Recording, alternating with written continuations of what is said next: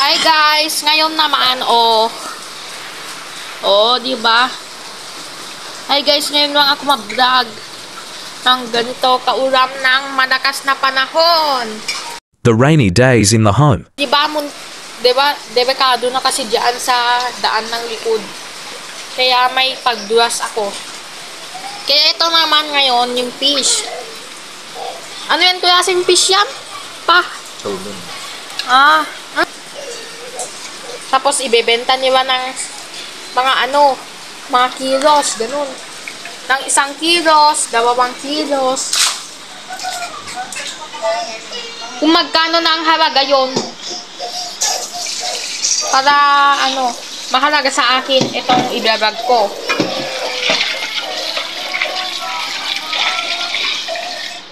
Tignan mo itong bata. Naka-jacket na siya, guys. Hey, wawade! Ayan. So, ito yung kind of fish. Salmon. Ito yung nagkainan ni Papa kanina, kaya lang ni Papa Gwen. Tapos, lagay na itong salmon. Uy, kang sarap! Grabe ang fish. Papakita ko sa inyo dito. Ay, si Papa. Ito guys, ipapakita ko sa inyo tong salmon fish. Ayan yung dinggel. Ayan. Nag-short video kasi ako guys, mga kabes, yung mga lugar, yung mga kailanganin natin sa araw. Habang umulan ng panahon ngayon, ay December 27, 2024. Nababasa na yung daan. Ayan. Tingnan mo yung view.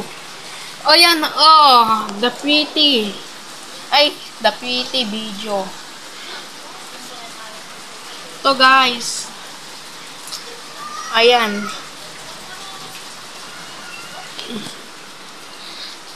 Guys, papakita ko sa inyo. Pag naluto na yan, okay na ang quality ng salmon kind of fish. Onion muna unain, malalaking slice. Pagkatapos, dinggel. Ayan, makikita mo naman yung kalabi kong nagbibideo. Mahalaga ito sa mga i-vlog ko, guys. And the day is rainy. O yan, add the vinegar, 200 ml of vinegar. Sachet. Sayang suka. Guys, add the cooking oil Golden Fiesta, 60 ml cooking oil. So yan guys, nandito yung rep namin. So, papakita ko sa inyo yung wings. Sesto and Yakult. May pineapple pa dyan. Pagkatapos yan, ito na. Ayan. Slice the tomatoes. Salmon kind of fish.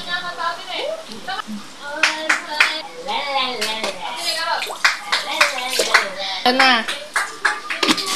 Add the salt. Tapos dito guys, nakalagay na ito. Complete the ingredients.